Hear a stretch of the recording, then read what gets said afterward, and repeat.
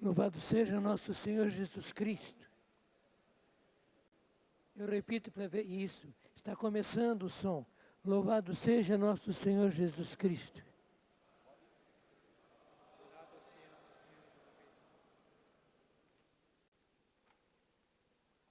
Meus irmãos, o tema que me foi dado é este: deixe o amor de Deus transformar você. Eu vou dizer e você vai repetir. Deixe o amor de Deus transformar você. É a grande realidade que Deus quer fazer nesses dias e quer fazer hoje, nesta manhã. Deixe. Tudo depende de você. Deixe, porque Deus quer fazer. Deus vai fazer. Deus está vindo sobre nós como chuva.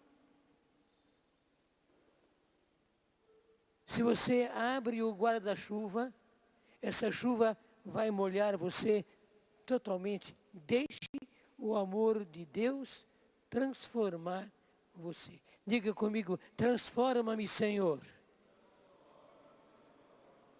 Eu preciso ser transformado. Neste dia, dá-me a graça da transformação. E eu quis escolher justamente, escolhi não, recebi esse tema, porque, e com alegria, porque eu sou uma pessoa transformada pelo amor de Deus. Sou uma pessoa transformada pelo amor de Deus. Eu já completei, graças a Deus, 50 anos de sacerdócio, agora no dia 8 de dezembro. Muito obrigado.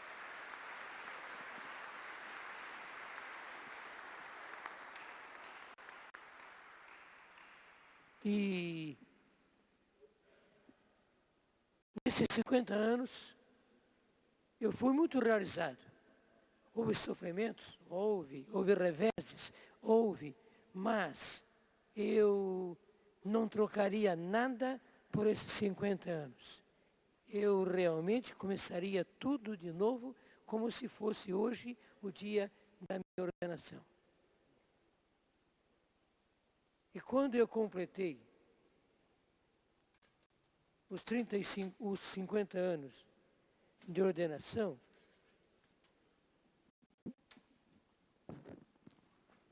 eu tomei a passagem da primeira carta de São Paulo a Timóteo, capítulo 1, versículo 2. 1 Timóteo 1, versículo 12. Repito, 1 Timóteo 1, versículo 12. Dou graças àquele que me deu forças, Jesus Cristo nosso Senhor, porque me julgou digno de confiança e me chamou ao ministério. Eu posso dizer isso também a respeito de você. Nós damos graças àquele que chamou você e lhe deu forças, Jesus Cristo nosso Senhor, porque julgou você digno de confiança e o chamou para o seu ministério. Ele julgou você digno de confiança e o chamou para o seu ministério. Meu irmão, que realmente você tem um ministério muito fecundo, que seu ministério esteja cheio da graça de Deus. Como eu estava dizendo, no meu último ano de teologia, eu devia ordenar-me no final do ano, surgiu uma doença estranha, porque eu não conseguia ver direito, embaralhava a minha vista, eu tinha muita dor de cabeça. Com isso, os meus superiores fizeram com que eu fosse a vários médicos Eu fui desde clínico geral até psiquiatra para ver o que eu tinha. E não se descobria. Me deram vários remédios e nenhum deles resolveu. Até que os meus superiores, no mês de maio, e no Brasil, o ano letivo começa no mês de março. Em maio, eu já estava saindo do seminário, porque os meus superiores julgaram que era melhor que eu saísse do seminário e fosse descansar, parar, para ver se aquela doença desaparecia. Daí eu fui para o nosso seminário menor, eu sou salesiano, fui para o nosso seminário menor no Brasil e fui trabalhar na terra, cavar a terra, aguar as plantas. Era muito bom, era muito gostoso. Somente que passavam os meses e eu não melhorava. Daí viram que era melhor que eu fosse para um hospital. E fui para esse hospital, ali na região, um hospital excelente, porque era um hospital militar, onde o médico, o Dr. Vanderlei, cuidou de mim com muito esmero. Somente que eu não melhorava. Ele me deu vários remédios e nenhum deles surtia efeito. Quando chegou no mês de julho, a irmã superiora do hospital veio me dizer que em Lorena, onde estava o nosso Instituto de Filosofia, estava começando uma Mariápolis. Eu não sabia o que era isto. Depois eu fiquei sabendo que é a reunião dos focolarinos, que eles fazem isso naquele tempo uma vez por ano. E era a primeira Mariápolis que acontecia no estado de São Paulo. E ela disse que eu fosse, que seria certamente muito bom para mim, e eu fui. Só que quando eu cheguei na nossa casa de filosofia, os meus colegas disseram, não vá não, porque é uma coisa muito chata. Eles ficam cantando, dando testemunhos. Se você já está doente, vai ficar mais doente ainda, vai ser cansativo para você. E eu acabei não indo na parte da manhã. Mas na hora do almoço eu não me aguentei. Havia dentro de mim um impulso maior do que tudo aquilo que me haviam dito. E eu fui devagarzinho até o local onde se realizava essa Mariápolis. E quando eu cheguei, o rapaz que estava na porta me pediu que não entrasse, mas que eu ficasse atrás da cortina, porque ele disse, há uma pessoa falando, dando testemunho. Então eu fiquei atrás da cortina, escutando tudo. E naquele momento, ele estava dando testemunho a respeito de Deus na doença. Ele explicava que, inclusive, ele era encarregado daquela Mariápolis. Ele vinha de Pernambuco, uma cidade do nordeste do Brasil, mas teve uma intoxicação durante a viagem, então teve que parar na Bahia e foi para um hospital e ficou mais de 15 dias naquele hospital. E ele se perguntava o que Deus estava querendo, porque ele era encarregado da Mariápolis, tinha tudo para preparar em São Paulo, e agora aquela doença, e ele preso no hospital. Para ele era inexplicável, ele apenas confiava que Deus estava naquilo, Deus estava naquela situação, mas ele não era capaz de entender o que estava acontecendo. E ele ia dando o seu testemunho de tudo aquilo que foi acontecendo. E foi me tocando de cheio, porque era também a minha pergunta. O que é que Deus está querendo com a minha vida? Último ano de seminário, depois de 15 anos, porque nós, salesianos, fazíamos 15 anos inteiros de seminário. Quando eu chego às vésperas da minha ordenação, uma doença, e não sei mais se eu vou ser ordenado ou não.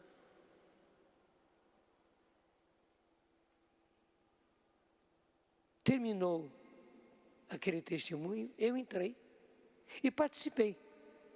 Aquilo que os meus colegas disseram que era cansativo, que era chato, não foi nada cansativo para mim, muito menos chato.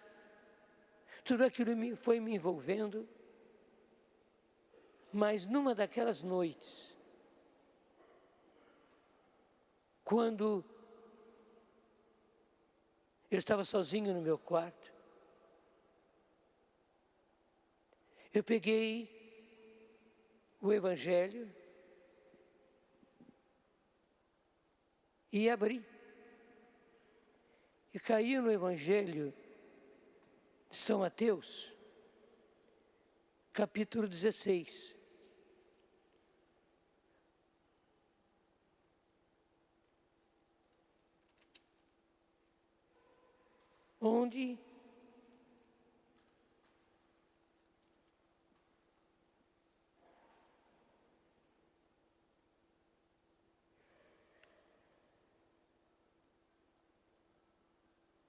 Onde Jesus pergunta aos apóstolos: e vós, quem dizeis que eu sou? Então Pedro toma a dianteira e respondeu: tu és o Cristo, o Filho de Deus vivo. Meus irmãos, aquela palavra, aquela pergunta de Jesus: e vós, quem dizeis que eu sou? Foi para mim. Eu senti que era para mim Jesus dizendo: Jonas, e para você, quem sou eu?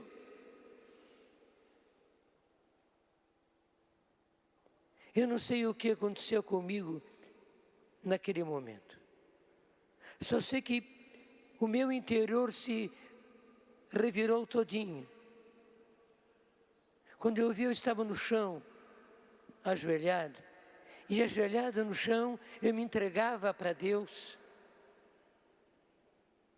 Só depois eu fui perceber que naquele momento eu estava tendo o meu encontro pessoal com Jesus. Porque ele era dizendo: Jonas, e para você, quem sou eu? E eu respondia: o Senhor é o Cristo, o Filho do Deus vivo. Mesmo sem dizer essas palavras, o meu ser inteirinho dizia para Jesus: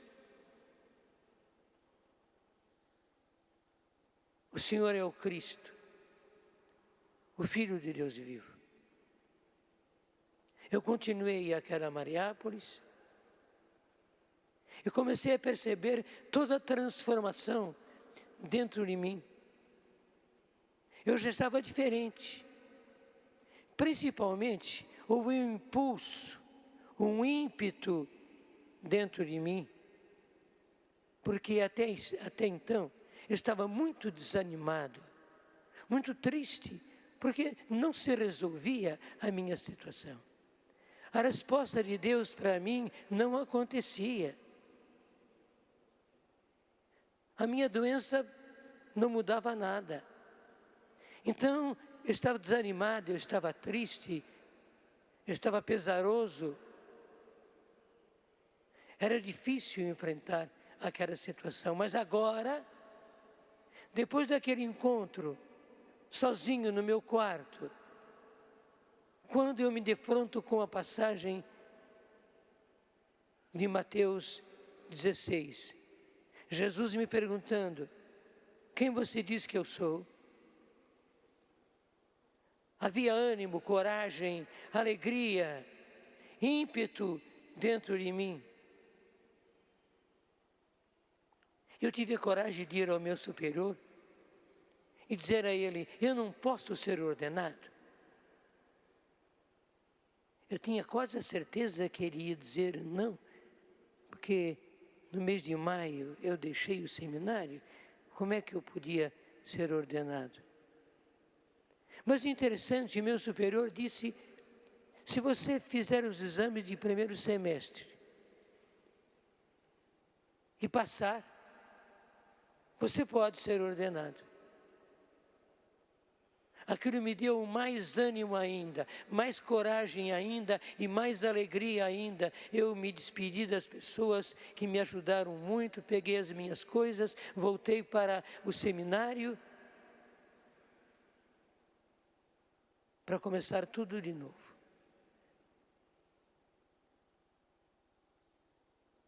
Daí fui estudar, mas a dor de cabeça continuava. O embaralhado da visão continuava. Então foi muito difícil estudar.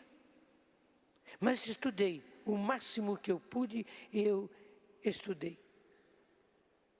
E chegaram os dias de prestar os exames, e prestei. Como acontece aqui na Europa, os exames foram todos orais por duas coisas. Primeiro, porque os professores me facilitaram, que eu tinha dificuldade quanto à visão. Mas, por outro lado, sendo o exame oral, eles podiam me perguntar tudo aquilo que eles queriam. Eu fiz os exames. E para meu encanto, para minha alegria, para minha surpresa, passei nos exames. E daí abriram-se as portas para a minha ordenação. Isso já era final do mês de novembro, e a ordenação era 8 de dezembro. Mas eu fui com toda a vontade, rumo à minha ordenação. Agora eu volto atrás. O que aconteceu comigo? Aconteceu o meu primeiro encontro pessoal com Jesus, que mudou a minha vida, que mudou o rumo da minha vida. Eu estava começando a experimentar as mudanças, e a grande mudança foi aquela, eu diria quase que um milagre, eu poder me ordenar, e estava ali às portas da ordenação. Vocês que são padres entendem isso. Eu tive que arrumar os paramentos na última hora, todos os objetos, cálices e tudo mais, na última hora, os convites na última hora, porque estava quase na hora da ordenação e eu não tinha nada preparado, porque até então eu não tinha nenhuma certeza de que eu seria ordenado. Mas, porque eu tive o meu primeiro encontro pessoal com Jesus, tudo se mudou. E graças a Deus, como eu contei agora há pouco, no dia 8 de dezembro de 1964, eu me ordenei, junto com mais 16 colegas de teologia, éramos 17 que nos ordenamos.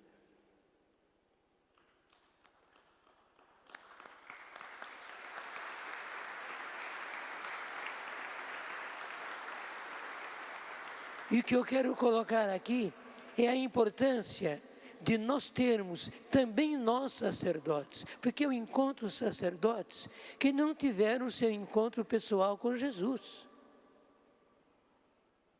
E nós estamos num retiro para sacerdotes, onde a coisa que mais o Senhor quer é que nós tenhamos um encontro pessoal com Ele. É o título da minha palestra. Deixe o amor de Deus transformar você. Deixe o amor de Deus transformar você. E como é que o amor de Deus vai transformar você? Dando a você a graça do seu encontro pessoal com Jesus. Eu repito, eu tenho encontrado sacerdotes e alguns com vários anos de sacerdócio que não tiveram o seu encontro pessoal com Jesus, e com isso encontram muitas dificuldades, até mesmo situações de pecado na sua vida. Mas por que tudo isso? A transformação não aconteceu. Eles não tiveram encontro pessoal com Jesus. E a primeira coisa que um sacerdote precisa é ter o seu encontro com Jesus, porque ele vai ser outro Cristo, alter Christus. Então, se ele é alter Christus pelo sacerdócio, ele precisa, é urgente, é necessário, é imprescindível que ele tenha o seu encontro pessoal com Jesus. Estou pedindo já agora, Senhor, por todos esses meus irmãos, que todos eles, Senhor, que cada um deles tenha o seu encontro pessoal contigo, Jesus. Eles querem. Se não tiverem, não é por má vontade.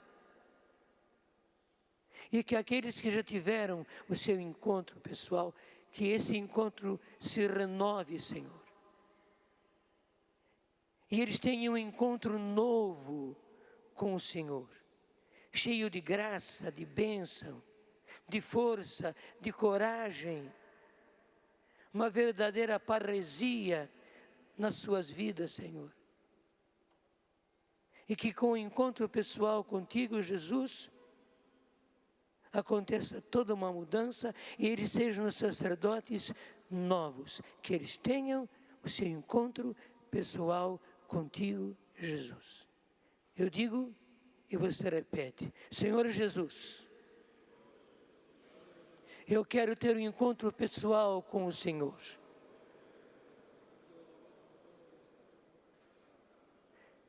Concede-me esse encontro. Eu preciso dele. Eu preciso de uma vida transformada. Eu quero ser um sacerdote novo,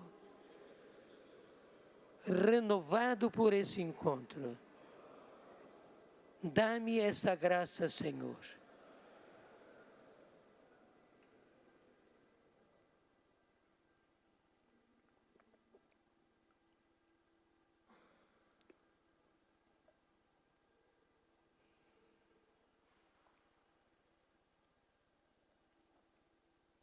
Passaram-se os anos e graças a Deus, justamente por causa desse encontro pessoal com Jesus,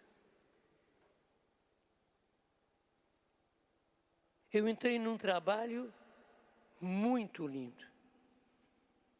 Eu fui para um colégio salesiano, onde havia uma paróquia. Eu comecei a trabalhar ali com jovens daquela paróquia. Começamos o que no Brasil foi uma grande novidade, uma missa para jovens. Isso era 1965, 66. Acho que muitos de vocês nem tinham nascido ainda. E como não havia música própria para os jovens cantarem nas missas, como eu já era músico, maestro, eu fui para o piano e dedilhei ali, e vieram as músicas que os jovens apreciaram muito. A igreja era grande, ficava lotada de jovens. E mais do que isso, após a missa nós tínhamos reuniões com muito conteúdo, onde a nossa base era o Evangelho. Nós líamos o Evangelho, eu falava sobre o Evangelho e dizia a eles que vivessem aquela passagem do Evangelho naquela semana. Naquele tempo, isso era desconhecido no Brasil, era estranho até mesmo. Nós não tínhamos a Bíblia na mão, nem mesmo o Evangelho. E o bonito é que os jovens, durante a semana, trabalhavam em cima do evangelho que nós explicávamos no domingo. E no domingo seguinte, começava toda a reunião com os jovens falando sobre como viveram aquele evangelho durante a semana. E era uma coisa riquíssima. E daí apresentávamos um outro evangelho, dávamos a explicação, e eles iam viver durante a semana seguinte, e assim para frente. Aquilo cresceu maravilhosamente, cresceu tanto, que veio justamente a ideia, eu diria até mesmo a inspiração, de nós fazermos com aqueles jovens o que havia acontecido comigo. Assim como eu tive o meu encontro pessoal com Jesus, eu via que para aqueles jovens era necessário também eles terem um encontro pessoal com Jesus. Daí organizamos aquele encontro. Eu digo a vocês, foi muito sofrido, muito doloroso, muita incompreensão. Até mesmo na hora da saída, quando nós íamos saindo com os jovens para o local de encontro, muitas contradições, muita maledicência. E eu fui chorando para o lugar de encontro. Mas fomos e fizemos o encontro.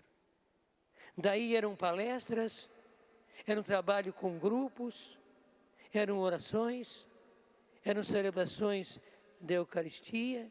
A um certo momento, a possibilidade das confissões, o tempo todo era possível confissões, mas chegou um momento em que os jovens estavam assim, preparados para fazer uma boa confissão. E fizeram. Mas como éramos apenas 2 sacerdotes, nós entramos pela noite e pela madrugada, confessando cada um daqueles jovens.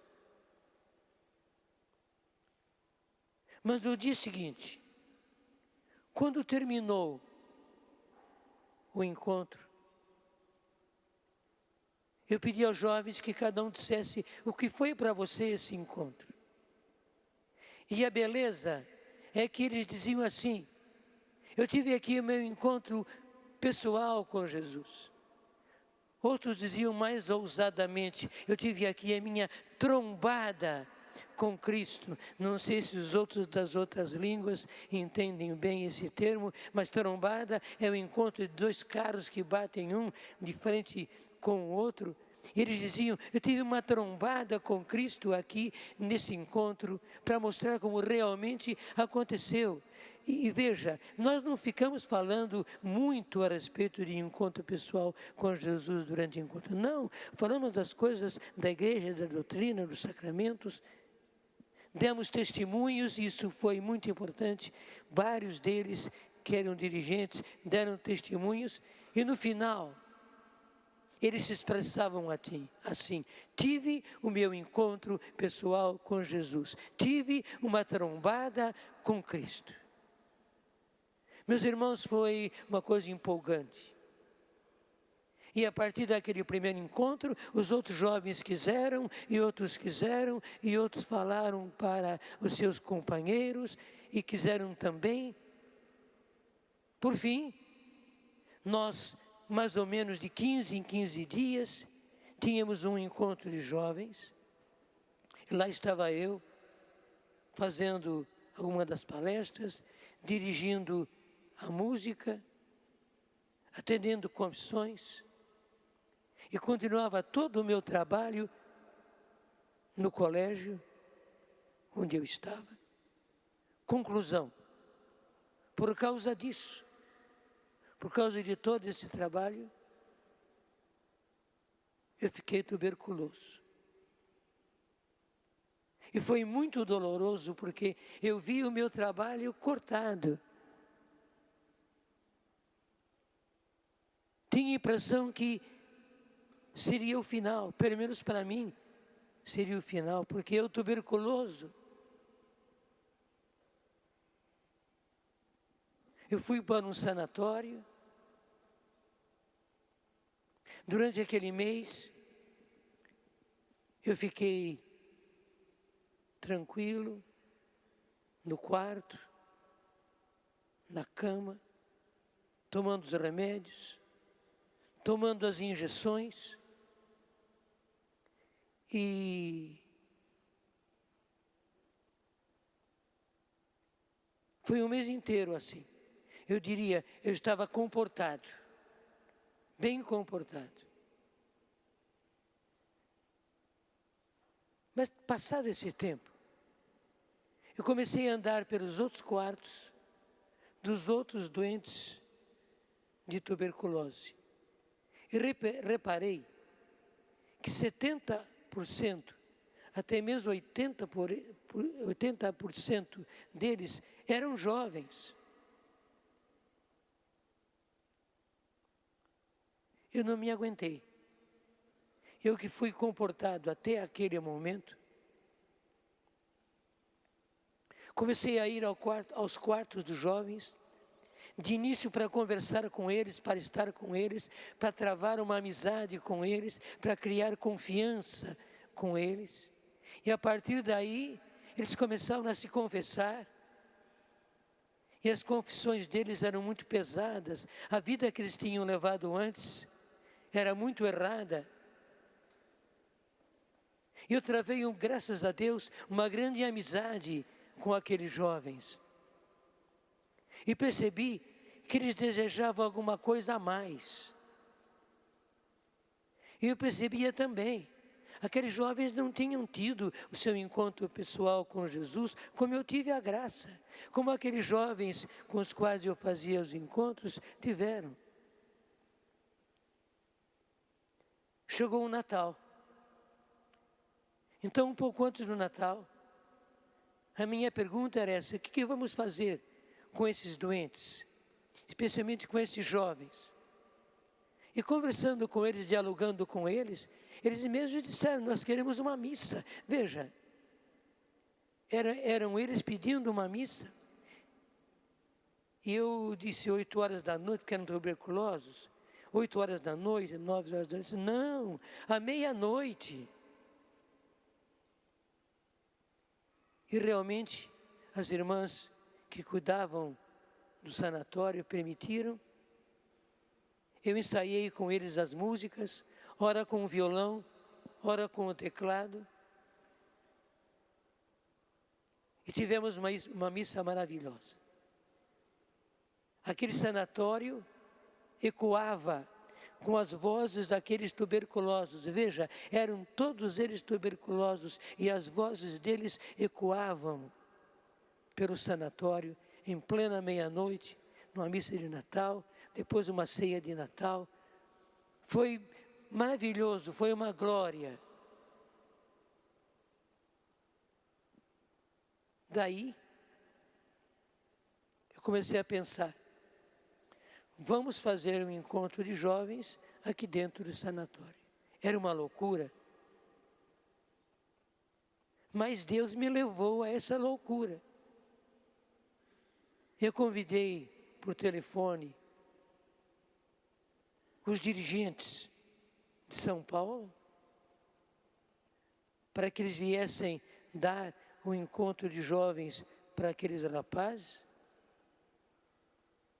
E vieram,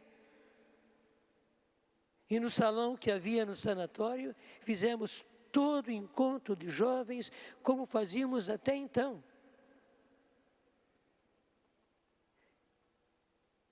Daí era eu sozinho para atender as confissões. E fui atendendo as confissões. Graças a Deus que muitos deles já tinham se confessado, foi mais fácil, mas atendi cada um deles em confissão. E o mais bonito é isso.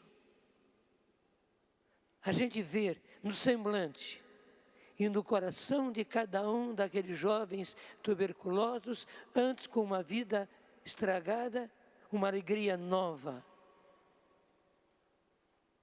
Eram outras pessoas. E como aconteceu no nosso primeiro encontro de jovens, No final, eles testemunharam: eu tive aqui o meu encontro pessoal com Jesus. Então, eram 50, 60 rapazes tuberculosos que tiveram o seu primeiro encontro com Jesus. Eu estava vendo, o Senhor estava repetindo na minha vida o que Ele fez por mim, lá naquela Mariápolis. E a coisa mais importante que Ele queria era um encontro pessoal com Jesus. Só que aconteceu uma coisa muito interessante. O médico que cuidava pessoalmente de mim, eram vários médicos no sanatório, mas um cuidava pessoalmente de mim.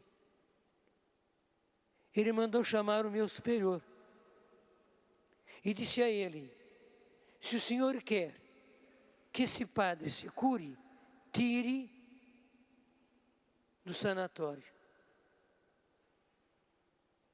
E o médico foi tão incisivo que o meu superior viu que para que eu fosse curado, ele devia tirar-me do sanatório. Por quê? Porque lá no sanatório eu trabalhava tanto quanto trabalhava antes.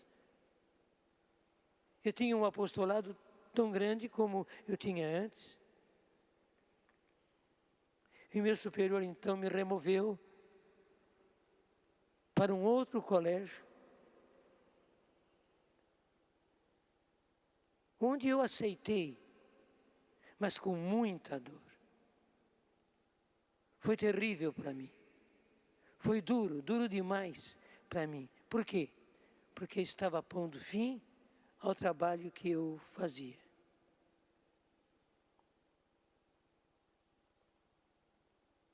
Passou-se um tempo e eu vi que eu não voltaria mais para o meu trabalho anterior. Não voltaria mais para o colégio onde eu fiz tudo, onde tive aquela missa para jovens, onde tive aqueles encontros de jovens. Tudo aquilo já era findo. Com isso, cresceu em mim um grande ressentimento, uma grande mágoa. No fundo, uma revolta com o meu superior e com os meus superiores. Eu não queria, mas eu sentia. Eu estava ressentido, eu estava magoado, eu estava revoltado.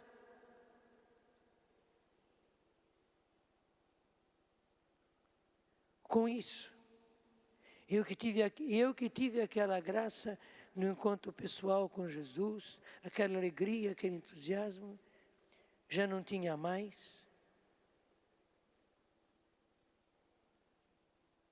E principalmente,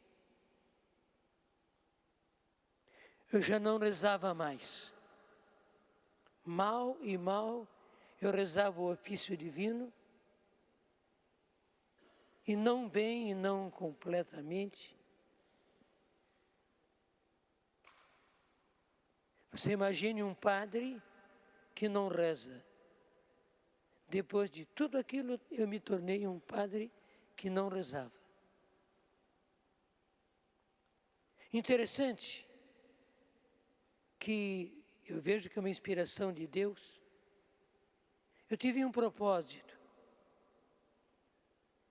de todos os dias, aliás, de todas as noites, antes de dormir, rezar o Vinde Espírito Santo. Enchei os corações dos vossos fiéis e acendei neles o fogo do vosso amor.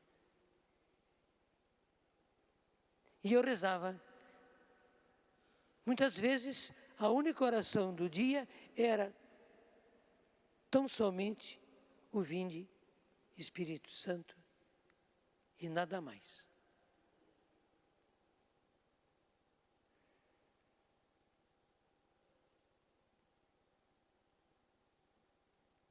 Lá nesse colégio para onde eu fui, havia um grupo de jovens que passaram pelos encontros dos quais eu falei.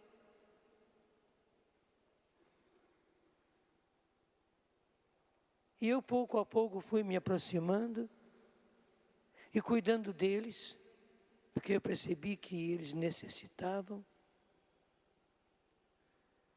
Não podia exagerar, mas cuidava deles.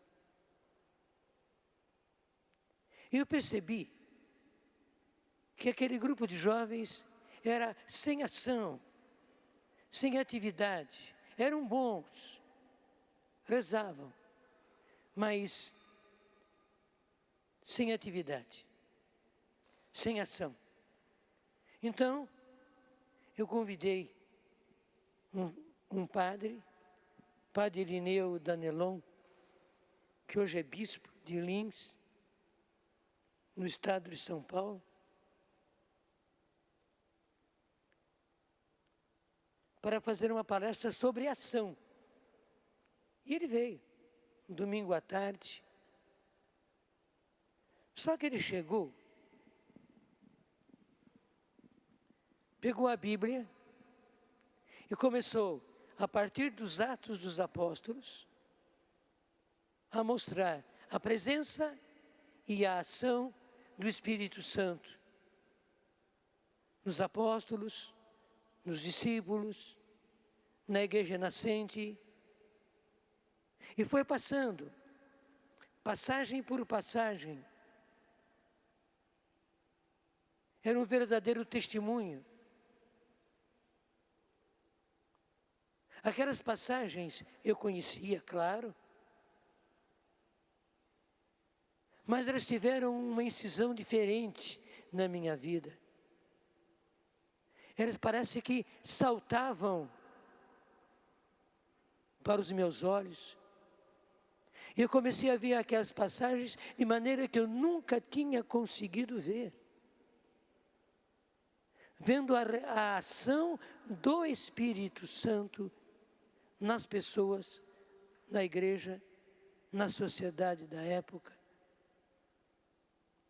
Eu tinha pedido ao Padre Irineu que fizesse a palestra sobre a ação. E ele fez uma palestra sobre a ação do Espírito Santo na igreja. Mas que, na verdade, era disso que aqueles jovens precisavam, e era disso que eu precisava. Tanto assim que eu não me aguentei a ficar até o final da palestra. Eu saí pelo fundo da sala e fui para a capela. E lá eu disse ao Senhor: Senhor, eu não estou entendendo mais nada. Eu peço para fazer uma palestra sobre a ação. Padre Irineu faz essa palestra sobre a ação do Espírito Santo. Mas eu sinto que é disso que eu preciso. Nesse momento, eu estou precisando disso. Então, se é disso mesmo que eu preciso, concede-me, Senhor.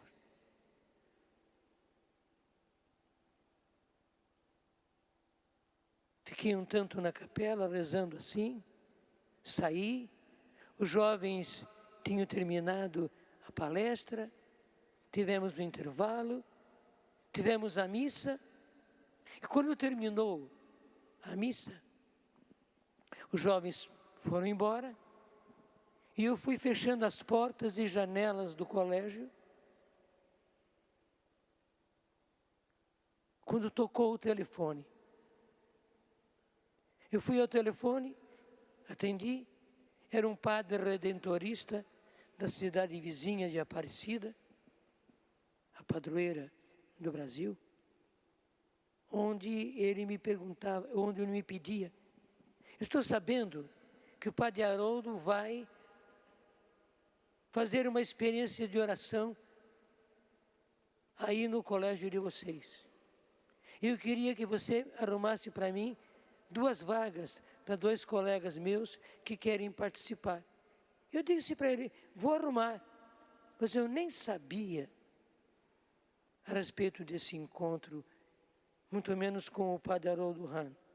O Padre Haroldo Hahn foi um apóstolo do Brasil, um sacerdote americano, mas que foi para o Brasil, que aclimatou-se totalmente no Brasil, um grande apóstolo, trabalhou de início com jovens, depois conheceu a renovação carismática, e naquela época ele percorria o Brasil, e olha, o Brasil é muito grande, ele percorria o Brasil para baixo e para cima, fazendo essas experiências de oração. Era assim que ele chamava oração, experiência de oração no Espírito Santo. É isso que ele fazia. E agora ele vinha fazer uma experiência de oração ali e unir logo as coisas. Padre Irineu falou a respeito da ação do Espírito Santo. O Padre Haroldo vem aqui no nosso colégio fazer justamente uma experiência de oração. Eu que não rezava. E disse para mim mesmo, vou participar desse encontro.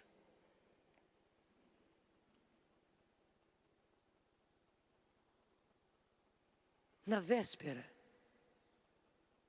desse encontro, o meu superior veio me dizer, amanhã você precisa celebrar as missas na cidade vizinha, porque era 2 de novembro, festa dos mortos. Então você celebra as missas lá naquela cidade. E à tarde nós vamos ter reunião dos professores. Daí toda a minha expectativa de participar daquele encontro caiu. Eu fiquei decepcionado, eu fiquei triste, eu fiquei abatido com aquilo. Meu Deus do céu, o que acontece? O Senhor me mostra que é disso que eu estou precisando. Quando chega aqui na minha frente, eu não posso mais participar. De noite eu fui para o quarto e estava muito abatido. Eu poderia até dizer que eu estava revoltado, porque não podia participar. Mas graças a Deus, eu ia rezar o Vinde Espírito Santo. Então rezei o Vinde Espírito Santo e foi como se uma água fria caísse sobre mim, me refrescando todo. E eu ali, ao pé da cama, entreguei para o Senhor. Senhor, eu entrego. Eu não posso participar, então vou obedecer, vou celebrar essas missas, vou para a reunião dos professores. Está nas tuas mãos, Senhor. E o bonito, que eu que estava antes revoltado, deitei e dormi imediatamente. Passei a noite toda dormindo, sem nenhum problema. Na manhã seguinte, quando eu me levanto e vou para me endereçar para essas missas, me dão um recado. Padre Haroldo está aí e quer conversar com o Senhor. Ele já me conhecia, nós já nos conhecíamos. Quer conversar com o Senhor. Fui lá. Conversamos um pouco, mas eu sabendo que tinha que realizar a ordem do meu superior. Quando começaram a entrar na sala onde aconteceria o encontro, o meu superior que estava ao meu lado disse, vai participar também. Eu olhei para ele, mas o senhor me mandou celebrar aquelas missas e à tarde tem reunião de professores. Ele disse, não, não faz mal, eu dou um jeito, pode entrar, pode participar. Eu fiquei atordoado, meu Deus, o Senhor interveio, foi aquele Vinde Espírito Santo, foi a paz que o Senhor me deu. Entrei e participei. Foi só um dia. Parte da manhã, almoço, um descansozinho, a parte da tarde, e no final da tarde, a celebração da Eucaristia.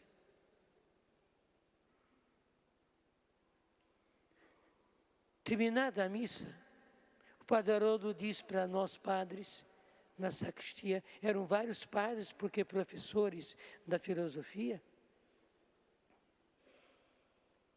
e se vocês quiserem, eu imponho as mãos sobre vocês, pedindo esse derramamento do Espírito Santo que eu pedi, do qual eu falei durante esse dia. Porque durante aquele dia, o Padre Haroldo falou o que Deus estava fazendo pelo mundo com a renovação carismática.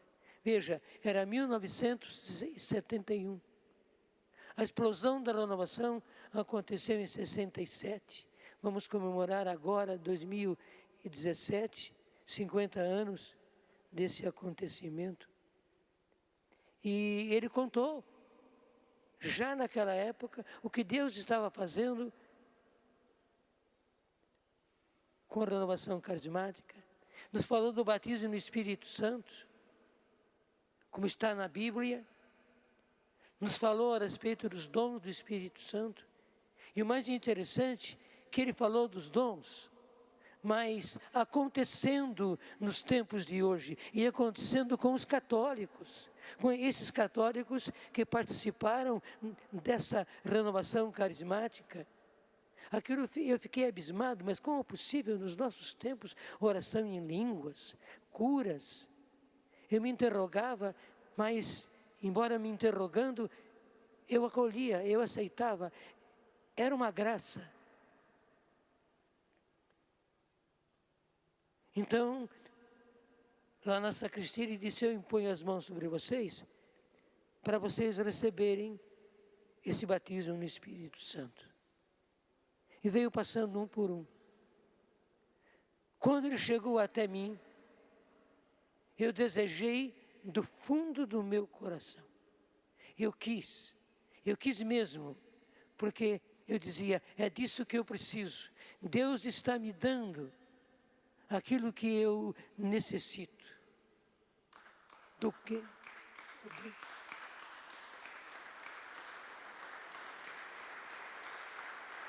Amém.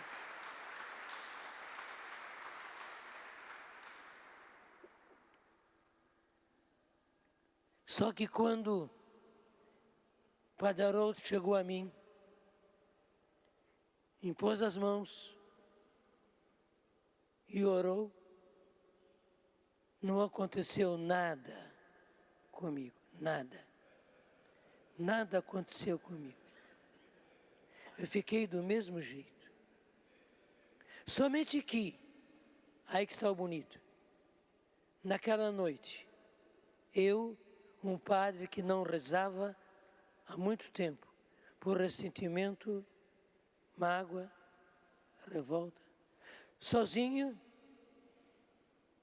andando nos pátios daquele colégio, comecei a rezar como nunca tinha rezado na minha vida. Primeiro, nunca tinha rezado na minha vida, e muito mais naquele tempo em que eu não rezava. A oração fluía de dentro de mim. Eu diria, era uma oração gostosa, tinha gosto, tinha prazer, tinha satisfação. Tanto assim que eu fiquei rezando, e fui até madrugada. Só fui para o dormitório, para o meu quarto, para dormir, porque no dia seguinte tinha todos os trabalhos próprios do colégio.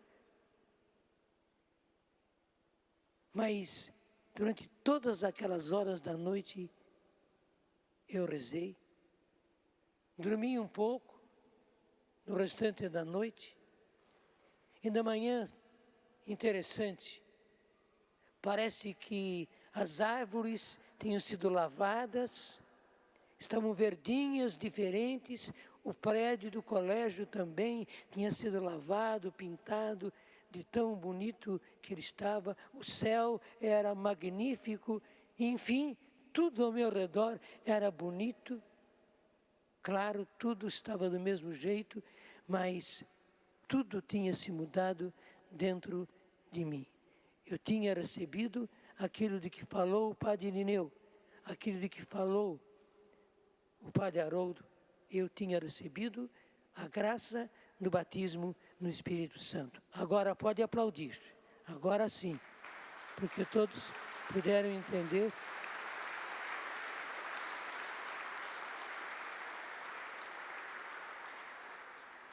E digo a vocês que essa foi a grande graça na minha vida. Claro, o encontro pessoal com Jesus foi a porta de entrada. Mas o Senhor queria me levar mais além. Hoje muita gente recebe o batismo no Espírito Santo e com ele o seu encontro com Jesus. Mas lá no meu tempo, não. Retornem para 1971. Então,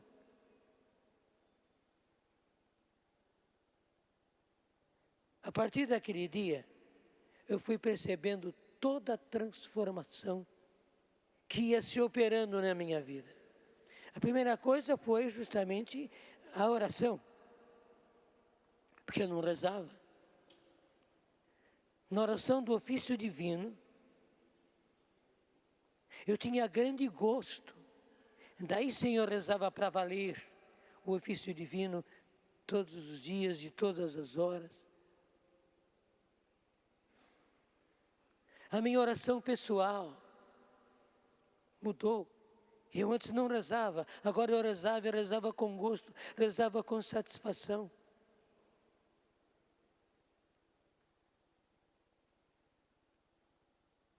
A celebração da Eucaristia mudou totalmente. Havia um fervor todo especial, uma atenção especial na celebração da Eucaristia de cada dia. A minha pregação mudou. Eu sempre preparei bem a minha pregação, mas agora a minha pregação tinha uma força diferente, uma força nova e um gosto novo.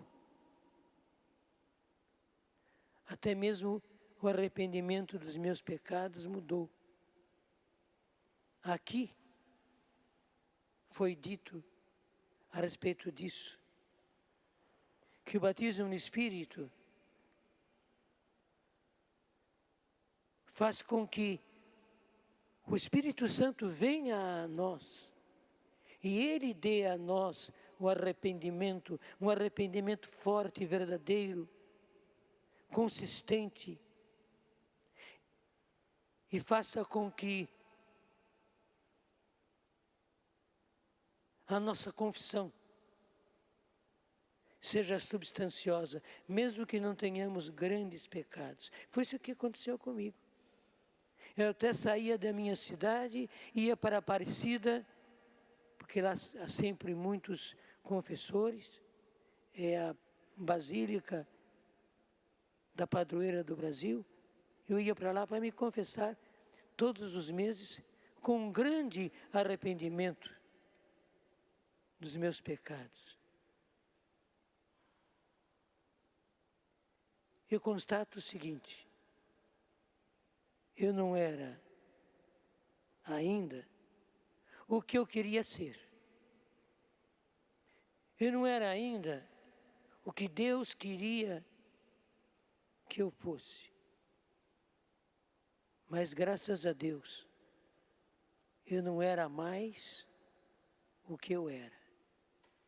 Deus fez uma mudança substancial na minha vida.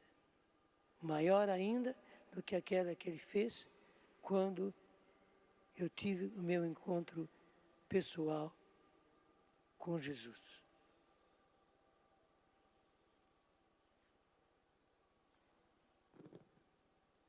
O meu lema sacerdotal, portanto, da minha ordenação, é feito tudo para todos. Lá da primeira carta de São Paulo aos Coríntios, capítulo 9, fiz-me tudo para todos, e eu peguei, feito tudo para todos. E graças a Deus, com a graça do batismo no Espírito Santo, eu pude fazer muito mais. Eu me fiz realmente tudo para todos. E agora, como para mim, o encontro pessoal com Jesus e o batismo no Espírito Santo foram as chaves, era isso que eu queria levar aos outros.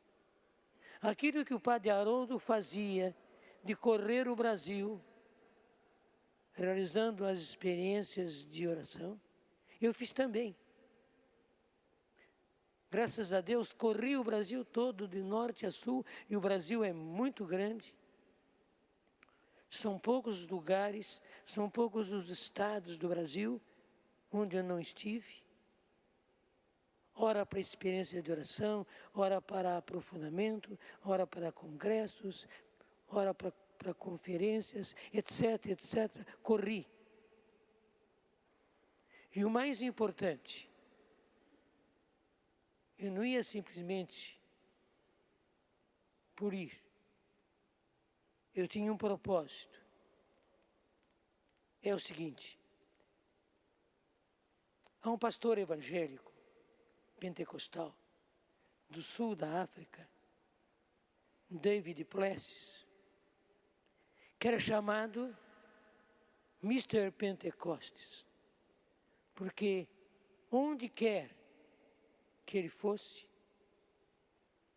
qual fosse o assunto da palestra, da pregação que apresentavam a ele, ele fazia aquilo que pediam, mas ele arrumava um jeito de falar do batismo no Espírito Santo e do dom das línguas, e não só de orar pelas pessoas para que recebessem o batismo no Espírito Santo e orassem em línguas. Pela graça de Deus, eu me tornei no Brasil um Mr. Pentecostes, indo a muitos lugares do Brasil, estando com muitas pessoas, com grupos grandes. Nós, em estádios de futebol, reuníamos 100, 120 mil pessoas. E lá eu fazia a mesma coisa. O quê? Falava do batismo no Espírito Santo, seja qual fosse o tema que me dessem. Falava da oração em línguas. E orava para que as pessoas fossem batizadas no Espírito Santo e orassem em línguas. Eu posso dizer com humildade, porque foi o Senhor quem fez tudo. Foi Ele quem tudo fez. Mas Ele me usou para levar a graça do batismo no Espírito Santo para milhares de pessoas. Esta palma de vitória eu posso levantar e dizer ao Senhor, obrigado, porque me deu esta graça. Quero levantar a palma e quero levar a graça do batismo no Espírito Santo e a oração em línguas e os dons do Espírito Santo. Porque o dom de línguas é a entrada. Eu também sempre falo dos outros dons e peço pelos outros dons. Eu peço, Senhor, que eu possa levar a muitos lugares ainda essa grande graça. Que eu seja aquilo que está no cântico de Zacarias. Que eu seja esse menino que vai levar a todos os lugares onde o Senhor quiser essas grandes graças. O encontro pessoal contigo, o batismo no Espírito Santo e os dons do Espírito Santo. E é isso que eu quero fazer com você. Talvez você já tenha recebido, graças a Deus, a graça do batismo no Espírito Santo. E talvez você use os dons do Espírito Santo. Mas esteja você em que situação estiver. Especialmente você que não recebeu ainda esta graça. É graça, portanto ela é dada. Não é Padre Jonas quem dá, é uma graça. Nós apenas oramos.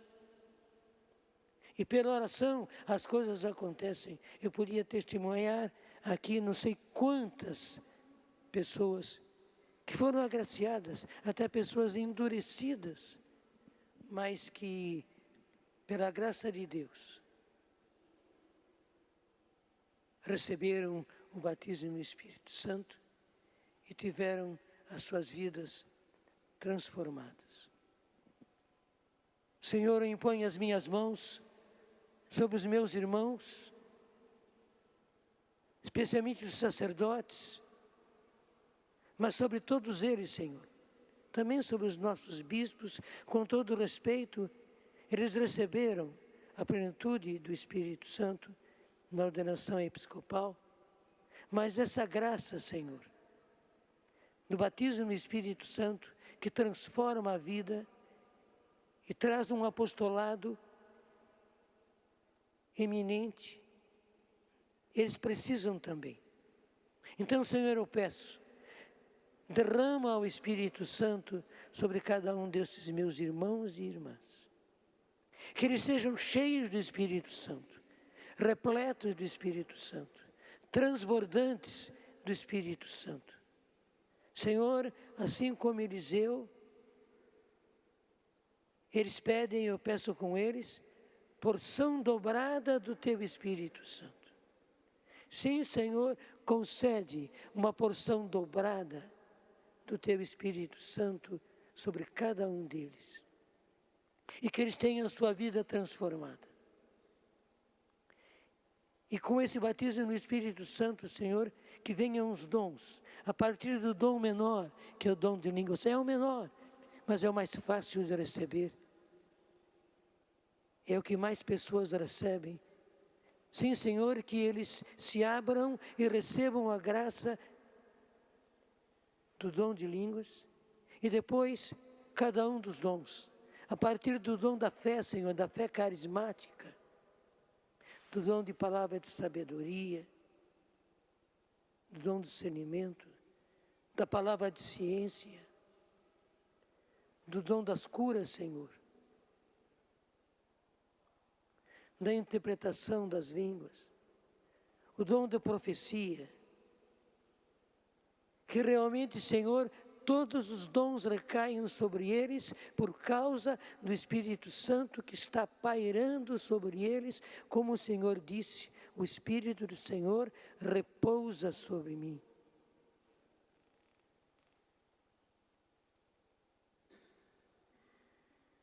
Senhor, que eles sejam cheios do Espírito Santo.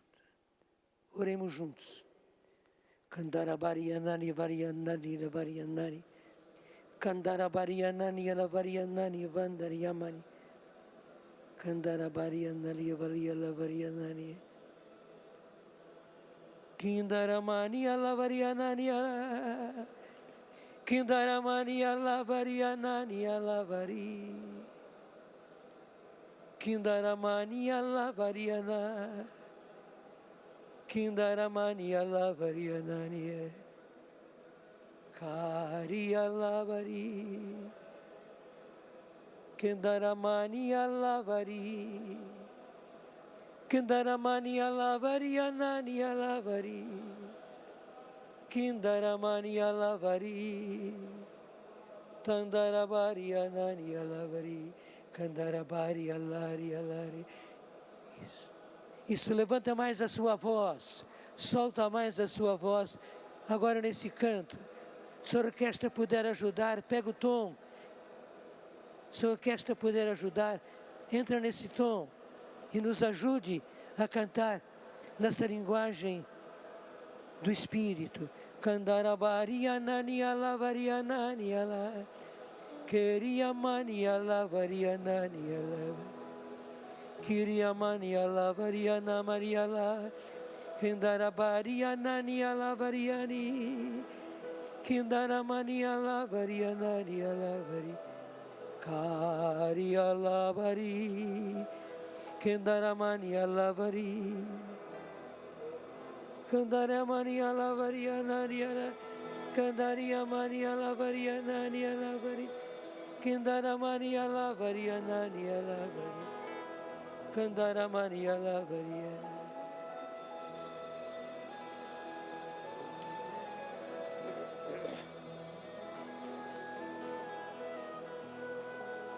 Kiriyamani alavari. Kindaramani alavariyanani alavari.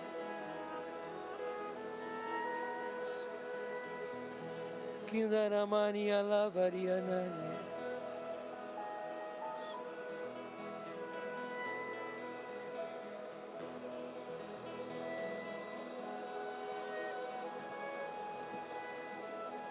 Kandaramani alavari alavari.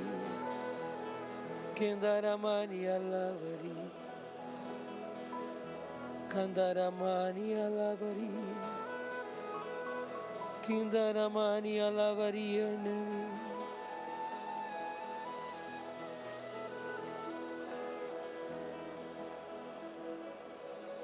Kandaramani alavari.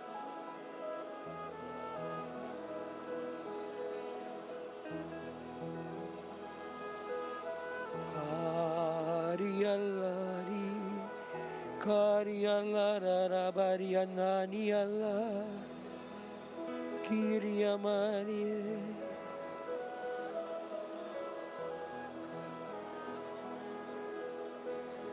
O Espírito do Senhor está sobre mim, repousa sobre mim, porque Ele me ungiu e enviou-me a anunciar a boa nova aos pobres, para curar os contritos de coração,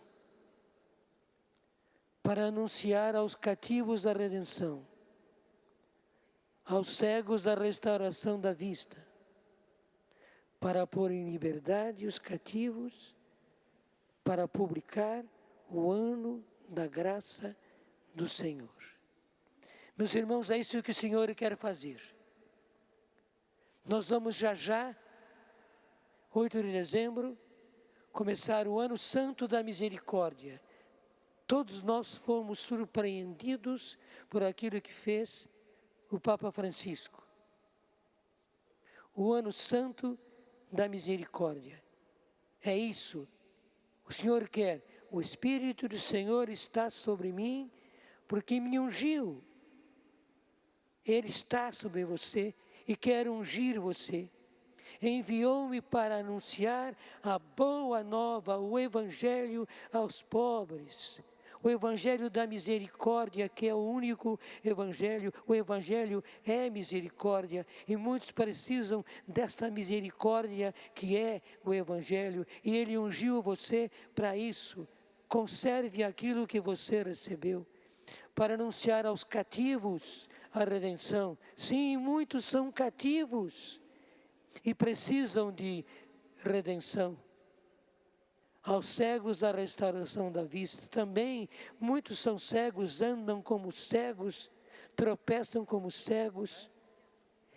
E o Senhor quer que você leve a eles a restauração da vista, para pôr em liberdade os cativos, para publicar o ano da graça do Senhor.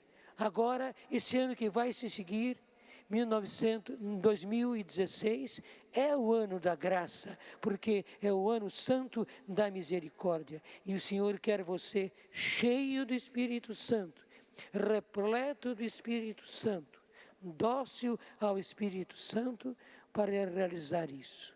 Que Deus abençoe você. O Senhor esteja convosco. Abençoe-vos o Deus Todo-Poderoso, Pai e Filho e Espírito Santo. Amém.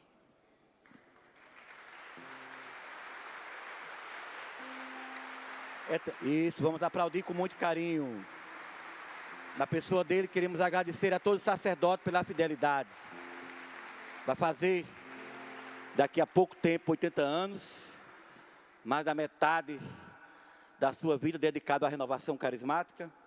E o meu agradecimento da Michele a ele vai a todos vocês, sacerdotes, por tanta dedicação, fidelidade e, acima de tudo, sofrimento, a começar pelos seminários em ter aderido a essa graça. Michele.